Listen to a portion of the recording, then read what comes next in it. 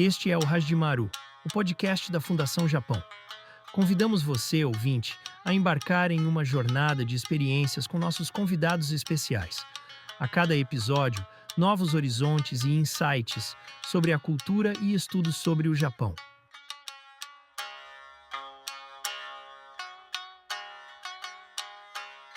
Sejam muito bem-vindos a mais um episódio de Hajimaru, o podcast da Fundação Japão. Com sede em Tóquio e 26 escritórios em 25 países, a Fundação Japão atua sob 3 pilares: intercâmbio artístico-cultural, ensino de língua japonesa, estudos japoneses e diálogo internacional. O escritório da Fundação Japão em São Paulo é o único no Brasil. Eu sou Mayumi-san e uma vez por mês apresentamos um convidado em um bate-papo leve e descontraído relacionado às atividades da Fundação Japão sobre cultura japonesa, língua japonesa e estudos japoneses. Esperamos que as conversas te aproximem do Japão. E nesse episódio, a nossa convidada é Saiko Izawa. Nascida em Tóquio e criada entre plantações de chá em Shizuoka, Saiko cresceu em contato com os princípios do que hoje chamamos de slow food. Vive no Brasil desde a juventude e construiu aqui uma trajetória sólida na alta gastronomia. Formada pelo Le Cordon Bleu de Tóquio e Paris, atuou como chefe de confeitaria no grupo Dom, liderado por Alex Atala. Participou da equipe do Átimo na conquista da primeira estrela Michelin no Brasil e esteve à frente da confeitaria da Casa do Porco. Em 2017, foi eleita Best Pastry Chef pelo The World's 50 Best Restaurant Latin America. Já recebeu importantes reconhecimentos internacionais, como Prix ou Chef Pâtisserie da l'Académie Internationale de la Gastronomie AIG em 2024. Atualmente é chefe executiva do Rosewood São Paulo, onde une técnica refinada, sensibilidade estética e respeito aos ingredientes em criações que dialogam com suas raízes japonesas, formação francesa e identidade brasileira. Saiko-san, seja muito bem-vinda. Olá, bom dia. Muito obrigada pelo convite. Eu estou muito animada para conversar com vocês hoje. E a gente também está animado para saber de toda a sua arte. Saiko-san nasceu no Japão, né? Veio para o Brasil quando? Eu vim para o Brasil com quase 15 anos. Isso quer dizer, já muito tempo atrás. E eu fui diretamente para a cidade de Londrina, Paraná. Eu começo seguindo o nome do podcast, Hajimaru, que significa começar. Saiko-san, podia nos contar como começou o seu interesse em preparar doces e pães? Sim, isso começou na cozinha ainda lá no Japão, e naquela época, muito tempo atrás, no Japão também não tinha ainda costume de fazer doces, sobremesas, o pão em casa, né? E eu comecei a ter interesse quando eu ganhei livro de receitas e folheando aquelas páginas lindas, maravilhosas, e eu falei, eu quero fazer, porque eu sou gulosa, né? Eu quero comer ainda bastante, né? E é um pouco diferente o costume lá do Japão, que a gente come menos quantidade, né? Acho que é até hoje. Acho que não tem essa cultura de abundância que nem aqui no Brasil. Então, foi assim que começou com a primeiro livro de receitas e praticando todas as receitas desse livro. E acabei ganhando um forno. Também era muito raro ter um forno na sua casa, né? E ganhei incentivo e eu fui fazendo. E cada vez que eu fiz, fui gostando mais e foi até hoje. Continua até hoje. Eu acho que quando você chegou aqui no Brasil, você foi descobrindo sabores novos, ingredientes também, porque tem ingredientes que eu acho que só deva ter no Japão, e quando você veio aqui no Brasil, eu acho que você deve ter descoberto vários outros ingredientes e ter acrescentado isso na sua culinária. Então, como que foi a sua primeira impressão com tantos sabores, tantos ingredientes novos, mas com essa diferença da cultura alimentar? Shokubunka? Sim. Então, primeiramente, eu acho que pela abundância mesmo, que eu tive primeira impressão que tudo daqui é grande. Melancia era desse tamanho no Japão, daqui é desse tamanho. Falei, que isso? E a gente não compra unidade, compra dúzias. Compra gramas, não compra quilos. Eu acho que isso foi um choque cultural para mim. Falei, nossa, aqui é tudo muito grande, muito volume, né? Eu posso brincar mais e mais na cozinha fazendo experimentos. Isso foi muito, assim, um choque positivo para mim, assim. Nossa, eu posso fazer muita coisa aqui.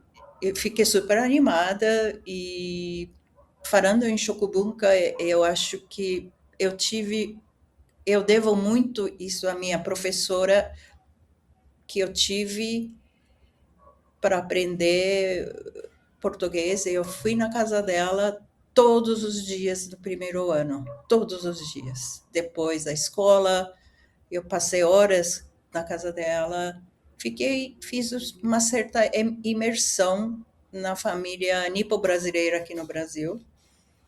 Isso foi uma ótima introdução para eu ter o que eu sou hoje, de fazer bolo cada dia para receber, para ter café da tarde, sabe, esses costumes brasileiros que lá no Japão não tem. E eu acho que para mim esse foi um significado muito grande de, de adaptação, assim, de Hajimari mesmo, para a minha vida aqui no Brasil. Você falou uma coisa interessante sobre o brasileiro receber as pessoas com um bolo, e aqui tem um café, né? Então é um bolo com um cafezinho. No Japão, pelo menos a imagem que a gente tem, né, como descendente, que os japoneses gostam muito de manju, ampan. Ainda continua sendo como se fosse, a gente poderia dizer que o manju seria como se fosse o nosso bolinho com café? Eu acho que desde aquela época que eu morava lá, quase 50 anos atrás, eu acho que já era não tanto, o agashi não era tão principal. Doces que a gente imaginava e pedia, significava okashi. Okashi era mais ocidental do que o agashi. O agashi a gente comia, claro, obviamente, mas quando eu tenho vontade de comer doce, aí acho que era mais ocidental mesmo, donuts, shortcake, ou o que a gente, cookies, alguma coisa assim mais ocidental do que o manju ou o agashi, né? O agashi tem estações, né? Não tem o ano inteiro, é a mesma coisa. Aí quem pratica sadô ou alguma coisa assim, eu acho que seguia mais a tradição. E eu morava com a minha avó, então tinha um pouco disso na minha família, mas quando se tratava de doce era ocidental na minha casa. Uhum. Saiko-san, poderia explicar para a gente, já que comentou sobre o agashi e yogashi, o que seriam? Sim, na verdade, assim, meu entendimento de wagashi e yogashi é um pouco diferente do que o pessoal daqui está praticando. Para mim, é pé da letra, assim. Wagashi é aquele que é tradicional do Japão, e yogashi é tudo que é não tradicional do Japão. Então, qualquer tipo de receita, origem fora do Japão, é yogashi para mim. Não importa quem faz. E pode ser muito doce também, yogashi. Então, um pouquinho, o meu entender é um pouco diferente. Por exemplo, brigadeiro é yogashi. Entendi. Por exemplo, se aqui no Brasil é muito comum ir em restaurantes, a gente vê um tipo de sushi que é adaptado ao paladar brasileiro. Então, por exemplo, Certo. essa gastronomia que faz um sushi, por exemplo, coloca um cream cheese ou alguma fruta, então seria o agashi ou yogashi? Porque teria elementos brasileiros, então é tradicional, mas é da cultura japonesa. Como é que fica? Tem uma categoria, né, de a gente, lá no Japão, como também tem bastante influência ocidental lá no Japão também. A gente chama de tradicional e novos, né? Então, eu acho que acaba tendo essa divisão de segmento, né? Eu acho que isso é percurso natural de você quer realmente fazer o bem tradicional ou já quer fazer algo mais renovado, né? De novas interpretações. Eu acho que isso é normal ter, cada um tem suas criações e comensais são diferentes. E se for comércio, tem que vender. Então, eu acho correto fazer coisa que vende, que tem aceitação. Não tenho nada, nenhum preconceito sobre isso. Eu acho que isso é muito comum quando uma gastronomia ela vem no país, ela adaptar ao paladar local, né? Acho que por isso seja tão bom esses filmes, essas séries japonesas que falam sobre a gastronomia japonesa, porque ajuda também, de uma certa forma, a divulgar a cultura japonesa. A gente vê nos anos 80, eu não via tantos restaurantes japoneses, mas hoje tem vários restaurantes japoneses e muitas vezes as pessoas não queriam comer peixe cru, né? E hoje você vê que muitas pessoas comem todos os dias. Eu acho que esse tipo de evolução, não sei se eu posso dizer que isso é uma evolução, mas a aceitação maior, eu acho que isso existe em qualquer país, não só aqui, mesmo no Japão. Eu vi isso durante minha infância, né, de essa mudança de cultura alimentar, né, tendo mais aceitação, introdução e aceitação e cada vez mais praticando o que é bom para comer, o que é fácil de consumir, o que o mercado adaptou para isso. Eu acho que aqui no Brasil também, antigamente, eu acho que não tinha logisticamente fácil acesso ao peixe de boa qualidade para você conseguir comer cru. Então, eu acho que isso é uma coisa assim, é tendência mundial de ser humano. Eu acho que a gente tem cada vez mais opção de comida, opção de ingredientes de fácil acesso.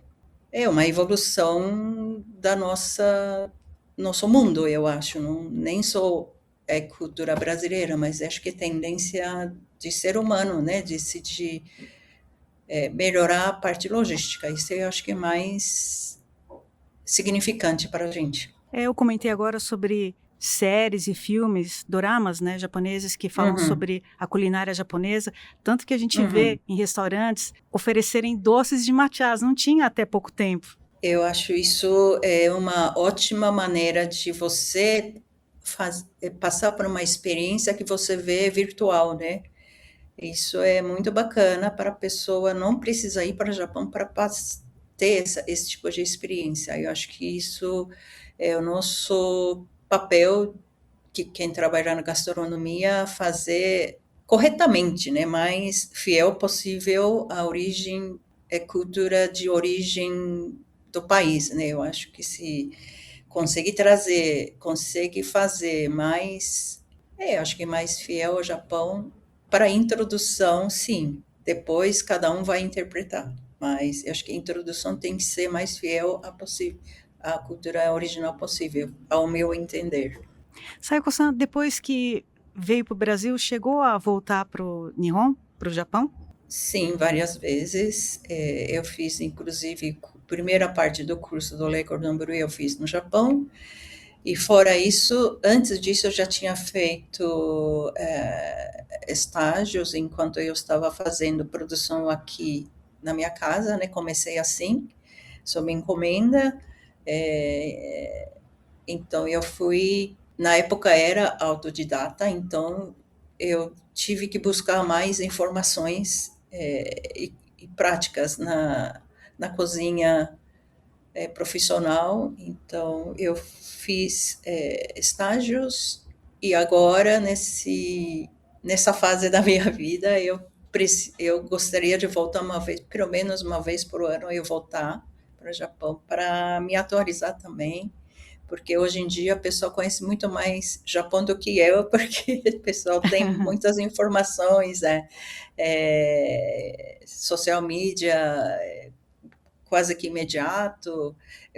Então, eu acho que sentir mesmo, né? Não é de conhecer, ver, acho que sentir a atmosfera, acho que já me, me faz sentir muito confortável. Estou no país onde nasci, reconhecer mesmo a minha identidade, eu preciso voltar às vezes lá. Uhum. Em 2011, você foi convidada pela Fundação Japão a fazer parte do projeto Kyoryori, culinária tradicional de Kyoto. Então vieram 2 chefes renomados de Kyoto e realizaram palestras, demonstrações e jantares, onde você participou no preparo das sobremesas e como intérprete. A gente queria saber como foi a experiência de reproduzir sabores autênticos e tradicionais com ingredientes daqui do Brasil. Esse foi um acontecimento muito marcante para mim. Eu tinha conhecido os 2 chefes anteriormente, né, de anos atrás, desse evento, e eles são muito corretos, cortês, acho que muito profissional, muito, como se diz, seguro, né, de estar na posição de divulgar a cultura japonesa para o resto do mundo. Ele faz isso em vários países. Então, eles têm bastante flexibilidade, sim. Mas eles ficaram surpreendidos pelos ingredientes que aqui no Brasil tem, graças aos imigrantes japoneses que vieram muitos anos atrás. Então, eles ficaram muito confortáveis de cozinhar com ingredientes locais, porém de origem do Japão ou similar, assim. Foi muito interessante. Aí tem diferença de água do Japão e a daqui para fazer extrair o dashi, tem que ser mais perto da água do Japão, e nós estudamos um pouco antes de eles virem. Foi muito significante para toda a comunidade que teve esse tipo de palestra, sabe? Eu acho que isso foi muito, muito válido. Ainda falando sobre doces dessa cultura japonesa com a cultura brasileira, você teria alguma receita ou algum doce que você pensou em criar para celebrar essa amizade Japão-Brasil? Eu acho que nesse momento onde eu estou, e talvez eu não vou praticar, mas eu acho que quando eu vou para o Japão e fazer algum tipo de evento levando o Brasil comigo, aí eu trabalho bastante para isso. Eu sinto muito honrada de poder fazer isso no Japão. Eu acho que eu entendo que lá no Japão, o pessoal do Japão sente mais longe o Brasil do que pessoa daqui do Brasil sente o Japão, a proximidade, assim, né? Então, para mim, é muito interessante falar do Brasil para o pessoal do Japão que não tem muita conexão com o Brasil, que não tem parente, não tem algum ponto em comum, né? Como aqui no Brasil tem muita gente que conhece o Brasil através de parentes ou através de social media, mas lá no Japão acho que eu sinto o contrário.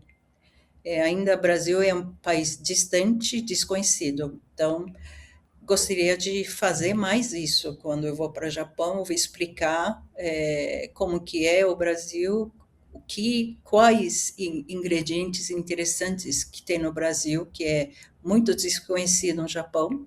Isso me faz muito, assim, eu fico muito feliz de poder fazer isso, de poder estar no papel, de poder fazer isso.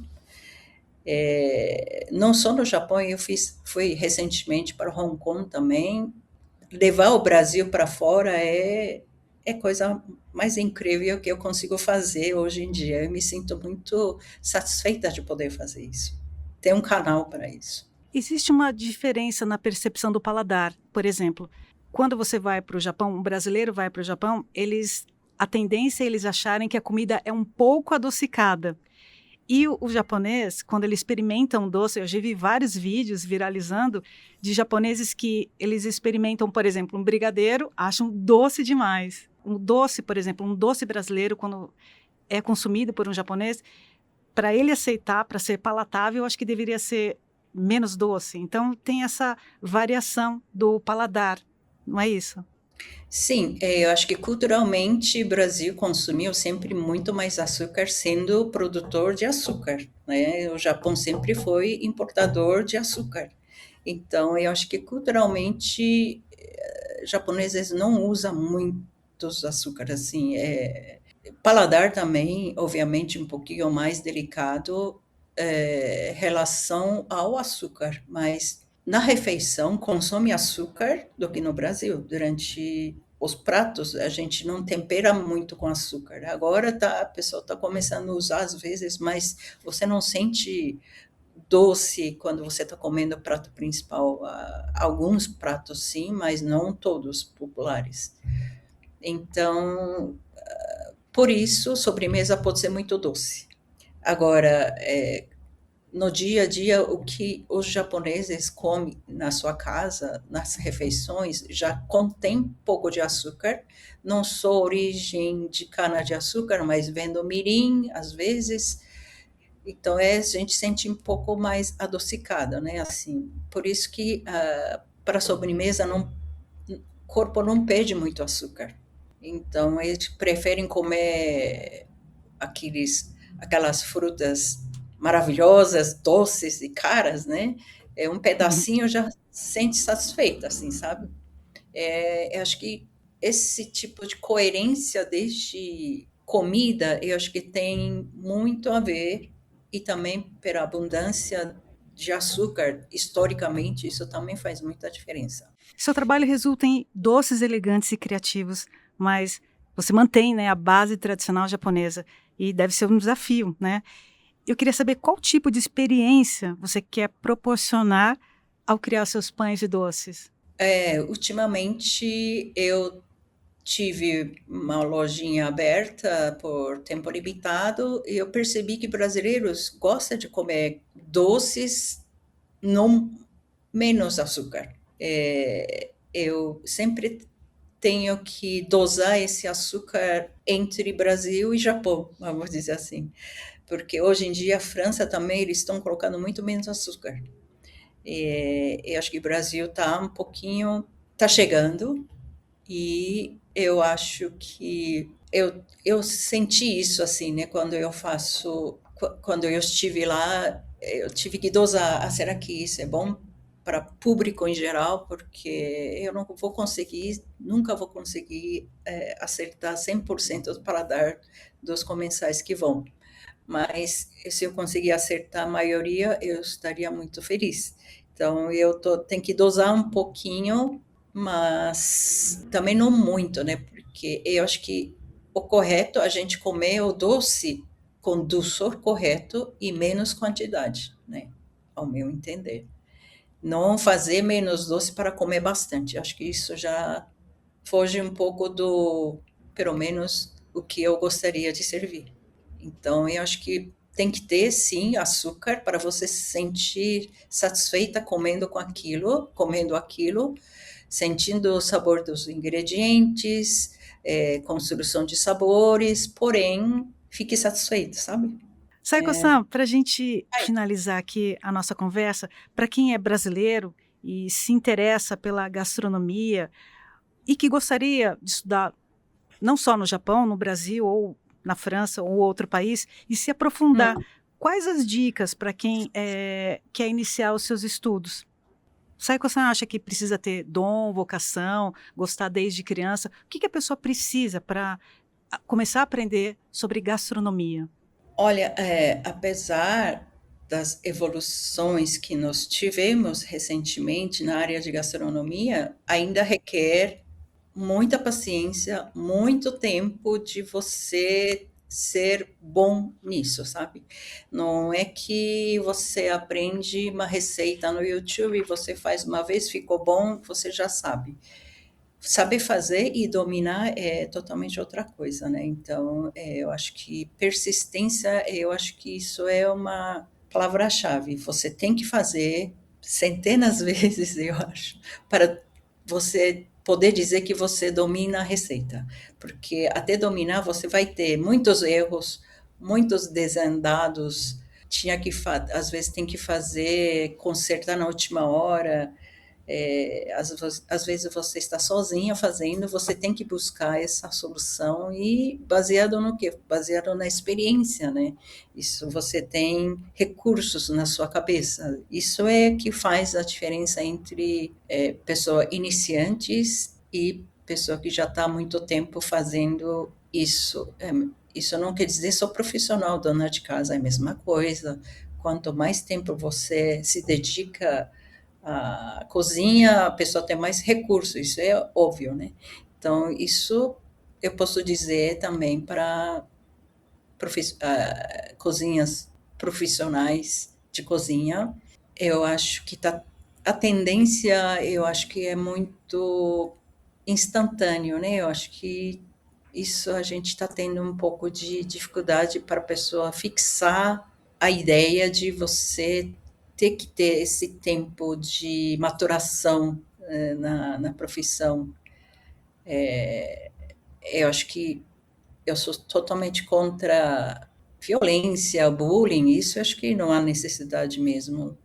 E nós já pagamos por isso, então não há necessidade de colocar isso na prática, mas tempo de permanência na profissão, eu acho que isso vai fazer diferença um dia para a pessoa própria. Eu acho que isso vai entender um dia, não foi à toa.